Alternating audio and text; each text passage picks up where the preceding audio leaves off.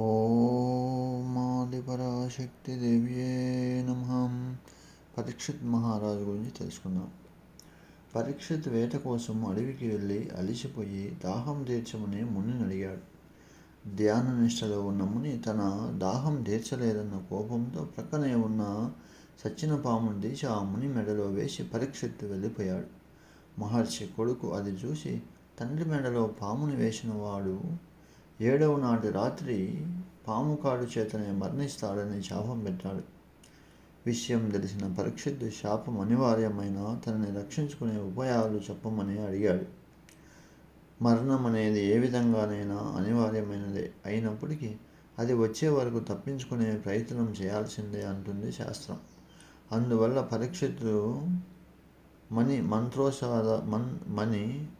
మంత్ర ఔషధాలతో ప్రభావం విని భారం దైవం మీద వేయకుండా తన ప్రయత్నం తాను కార్యసిద్ధి కలిగే వరకు చేస్తూనే ఉన్నాడు. కనుక పండితుడైన వాడు, బుద్ధివంతుడైన వాడు కార్యసిద్ధి కలిగే వరకు ప్రయత్నం చేయాలి. ఒకవేళ ఎంత ప్రయత్నించినా ఫలితం లభించకపోతే దైవం అనుకూలించలేదని మనసుకి సర్ది చెప్పుకోవాలి. అంతే తప్ప అంతా దైవమే చూసుకుంటాడని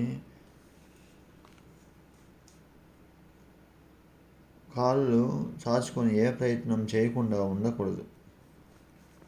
అసాధ్యము సుసాధ్యమేనా చూద్దాం. స్థూలకేశుడనే మహర్షి మహాతపస్వన్నుడు.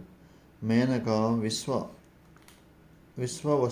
వసువు అనే గంధర్వుడి వల్ల కన్నా బిడ్డని స్థూలకేశుడి ఆశ్రమంలో వదిలి వెళ్ళిపోగా ఆమెను పెంచి పెద్ద చేశాడు. స్థూలకేశుడు ప్రమద్వార అని పేరు పెట్టాడు. భృగు వంశంలో జన్మించిన రురుడు ప్రమద్వారాను చూసి ఆమె అందానికి ముగ్ధుడై ఆమెనే వివాహం ఆడాలని నిశ్చయించుకున్నాడు. తండ్రి అనుమతి తీసుకుని వివాహానికి కావలసిన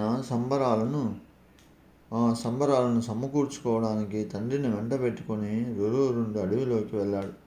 ఆశ్రమంలో పరాకుగా ఉన్న ప్రమద్వార ఒక పాముని తొక్కడంతో అది కాటు వేసింది. మరుక్షణంలోనే ప్రమద్వార మరణించింది. ఆశ్రమం అంతా దుఃఖ సముద్రంలో మునిగిపోయింది.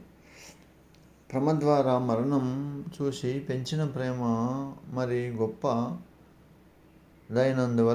అంతటి తపస్పన్నుడైన స్థూలకేశుడు దుఃఖిస్తూ ఉన్నాడు.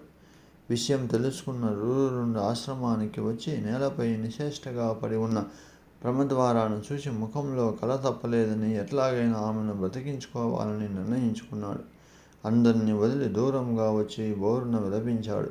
చివరకు తాను కూడా మరణించాలని అనుకున్నాడు. ఆత్మహత్య మహాపాపం. తాను మరణించిన ప్రమద్వార బ్రతకకపోగా నరలోకంలోనూ ఆమెకు కీడే కలుగుతుందని కనుక తాను బ్రతికుండి ఏదో ఒకటి చేసి ఆమెను బ్రతికించుకోవాలని రురుడు నిశ్చయించుకున్నాడు. రురుడు నదిలో స్నానం చేసి పవిత్రుడై ఆచమానం చేసి చేతిలోకి నీళ్లు తీసుకుని నేను ఏ కొద్దిపాటి మంచినైనా చేసిన, భక్తితో గురువులను సేవించిన, హోమాలు జపాలు తపాలు ఏమైనా చేసిన, వేదాలను చదివి గాయత్రిని ఆరాధించిన, ఒక పూటైనా సూర్యుని పూజించిన నా ప్రియురాలైన ప్రమద్వార బ్రతకాలి లేదా నేనైనా మరణించాలని చేతిలో నీటిని నేలపైకి విసిరాడు. ఆ క్షణమే దేవదూత ప్రత్యక్షమై రురువుతో సచ్చిన వాళ్ళు బ్రతకడం ప్రకృతికే విరుద్ధం. ఈమె కాకపోతే మరొక ముని కన్యను వివాహమాడు అంటూ అనేక విధాలుగా చెప్పాడు. రురుడు పట్టుని విడవలేదు. అంతటి పట్టుదలకి దేవదూత సంతోషించాడు. అయితే ఉపాయం చెప్తా విను.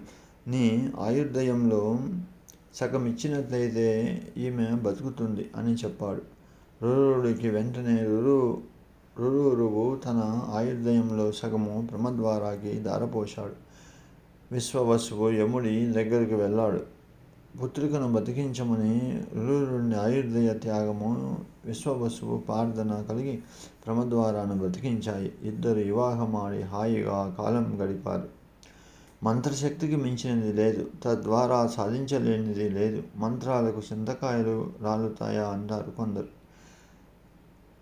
మంత్రాలకు చింతకాయలే కాదు, తలకాయలు రాలుతాయి, తలకాయలు నిలబడతాయి కూడా. అమ్మ అనుగ్రహము ఉంటే ఎంతటి కష్టసాధ్యమైన పనినైనా సాధించవచ్చు. ఈ కథ విన్న పరీక్షిత్ విశ్వాసపాత్రులైన వారిని రక్షకులుగా నియమించుకున్నాడు. 7 అంతస్తుల వంటి స్తంభం మేడని కట్టుకొని ఆ పైన గదిలో కూర్చున్నాడు. తన చుట్టూ మంత్రౌషధాలతో గల వాళ్ళందరినీ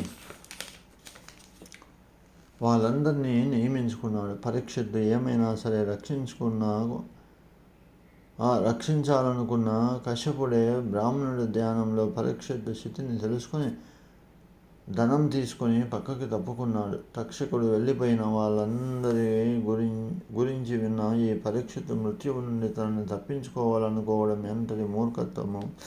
మరణం ఫలానా రోజు వస్తుందని ముందుగా తెలియడం ఎంత మంచిది! రేపు చేద్దాం, మాపు చేద్దామని వాయిదాలు వేయకుండా సమయం వచ్చేంత వరకు దాన ధర్మాలు చేస్తూ ఎంతటి పుణ్యానైనా సంపాదించుకోవచ్చు కదా.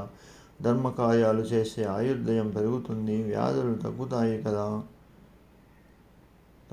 కదా. పరీక్షిత్తు చుట్టూ ఉన్న వాళ్ళెవరూ ఇతనికి ఈ సలహా ఇవ్వలేదు.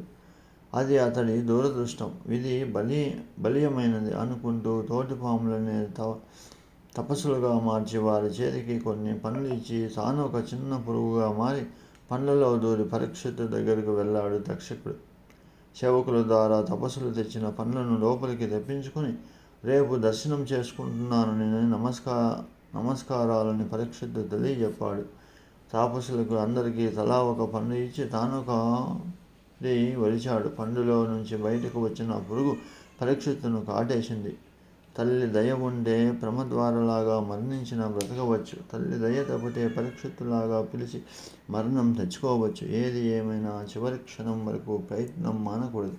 పరీక్షిత్తు కుమారుడు జన్మేంద్రుడు ఉత్తంకుడనే మహర్షిని ప్రేరేపింపబడి తన తండ్రిని చంపింది పాము అని తెలుసుకుని జన్మేంద్రుడు పాములపై పగ తీర్చుకోవడం కోసం సర్పయోగం చేశాడు. తరువాత అస్తికుడు కోరిక మేరకు యాగాన్ని ఆపాడు. మనశ్శాంతి కోసం వ్యాసుడి చేత భారతం చెప్పించుకొని విన్నాడు. అయినా జన్మేంద్రుడి దుఃఖం తగ్గలేదు.